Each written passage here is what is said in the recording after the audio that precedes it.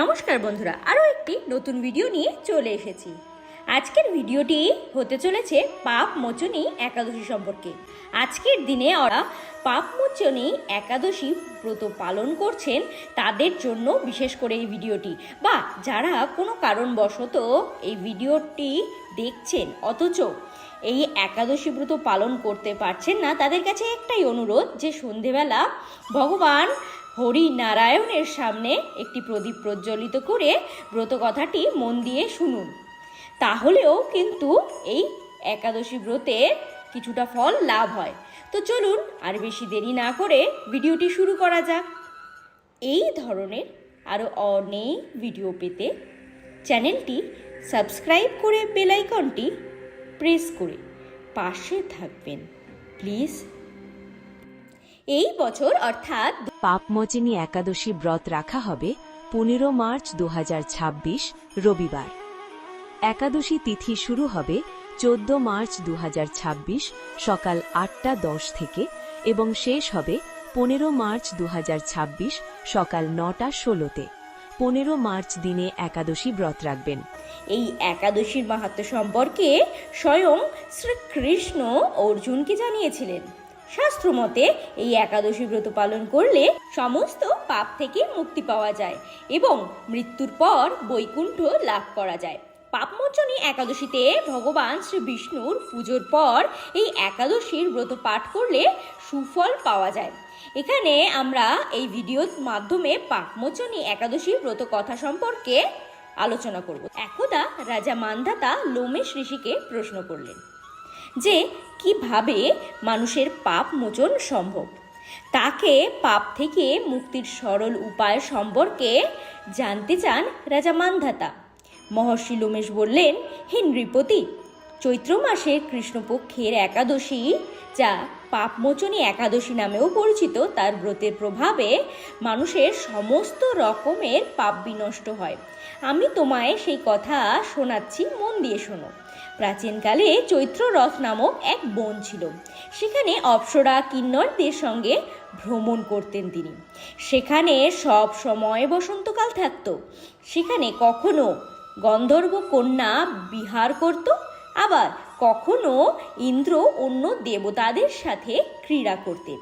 সেই বনে মেধাবী নামক এক শিবভক্ত ঋষি তপস্যায় মগ্ন ছিলেন। একদিন মঞ্জু ঘোষা নামক এক অপ্সরা তাকে মোহিত করার চেষ্টায় বীণা বাদন করে মধুর স্বরে গান গাইতে শুরু করলেন। সে সময় শিবভক্ত মেধাবীকে কামদেব নিজের বাণে বিদ্ধ করবার চেষ্টা করলেন। কামদেব সেই সুন্দর অপ্সরার ভ্রূর ধনুক তৈরি করে কটাক্ষ করে তাকে প্রত্যঞ্চা করেন। তার নেত্রকে মঞ্জু ঘোষার সেনাপতি করেন। এভাবে কামদেব ঋষি মেধাবীকে জয়ের জন্য প্রস্তুত করলেন। সেই সময় মেধাবী ঋষি নিজের যুবাবস্থায় ও অত্যন্ত হৃষ্টপুষ্ট ছিলেন। তিনি যজ্ঞোপবীত ও দণ্ড ধারণ করেছিলেন। সেই মুনিকে দেখে কামদেবের বশে থাকা মঞ্জু ঘোষা মধুর বীণাবাদনের সঙ্গে গান গাইতে শুরু করলেন। ঋষি মেধাবী মঞ্জু ঘোষার মধুর গান ও তার সৌন্দর্যে মুগ্ধ হয়ে পড়লেন। সেই সপ্সরা মেধাবী মুনিকে আলিঙ্গন করলেন। এদিকে মহর্ষি মেধাবী তার সৌন্দর্যে মুগ্ধ হয়ে শিব রহস্য ভুলে যান এবং কামে বশীভূত হয়ে মঞ্জু ঘোষার সঙ্গে রমণ করেন। কামের বশীভূত থাকার জন্য মুনি দিন রাতের জ্ঞান লোপ পেতে থাকে। বহুক্ষণ রমণ করতে থাকেন তারা। পরে মঞ্জু ঘোষা তাকে বলেন যে, হে ঋষি, অনেকক্ষণ হয়ে গেছে, আমায় স্বর্গে যাওয়ার আজ্ঞা দিন। অপ্সরার কথা শুনে ঋষি বললেন, হে মোহিনী, সন্ধেবেলা এসেছে, সকাল হলে চলে যেও। ঋষির এ কথা শুনে অপ্সরা তার সাথে রমণ করলেন। এরপর মঞ্জু ঘোষা একদা ঋষির কাছ থেকে বিদায় নিয়ে স্বর্গে যাওয়ার জন্য প্রস্তুত হলেন। মুনি এবারেও তাকে আরও কিছুক্ষণ থাকার আবেদন জানালেন, কিন্তু মঞ্জু ঘোষা তাকে জানান যে অনেক কাল অতিবাহিত হয়েছে। অপ্সরার কথা শুনে ঋষির বোধ ফিরল। তিনি বুঝতে পারলেন যে এভাবে 57 বছর অতিক্রম হয়ে গেছে। এত অধিক পরিমাণ সময় ভোগ বিলাসিতায় ব্যয় হওয়ায় ঋষি মেধাবী অত্যন্ত ক্ষুব্ধ হন। নিজের তপ ধ্বংসকারী অপ্সরাকে অভিশাপ দিয়ে বসেন এই ঋষি। বলেন, আমার তপ নষ্ট করেছিস তুই দুষ্ট, তুই মহাপাপী দুরাচারিণী, আমি তোকে পিশাচিনী হওয়ার অভিশাপ দিচ্ছি। এরপর মঞ্জু ঘোষা পিশাচিনী হয়ে যায়। তারপর ঋষিকে রাগ ত্যাগ করার জন্য আবেদন জানান তিনি। সেই সঙ্গে এই পাপ থেকে মুক্তির পথ জানতে চান। মঞ্জু ঘোষা তাকে বললেন, সাধুর সঙ্গ ভালো ফল প্রদান করে। আপনার সঙ্গে আমি বহু বছর কাটিয়েছি, এবার আমার ওপর প্রসন্ন হন, তা না হলে লোকে বলবে যে এক পুণ্যাত্মার সঙ্গে থেকে মঞ্জু ঘোষাকে পিশাচিনীর রূপ ধারণ করতে হয়েছে। মঞ্জু ঘোষার কথা শুনে ঋষির রাগ কমে আত্মগ্লানির সৃষ্টি হলো। পাশাপাশি নিজের অপকীর্তির জন্য তিনি ভয়ও পেলেন। এরপর মঞ্জু ঘোষাকে ঋষি মেধাবী বললেন যে সে তার অনেক ক্ষতি করেছে, তা সত্ত্বেও তাকে অভিশাপ থেকে মুক্তি দেখাবেন তিনি।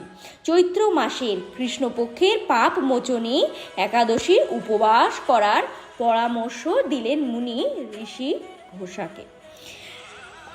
বললেন, এই ব্রত পালন করলে পাপ ও পিশাচিনী দেহ থেকে মুক্তি সম্ভব। এরপর তাকে ব্রতের নিয়ম জানিয়ে দিয়ে নিজের পাপের প্রায়শ্চিত্তের জন্য ঋষি চবনের কাছে চলে যান মেধাবী।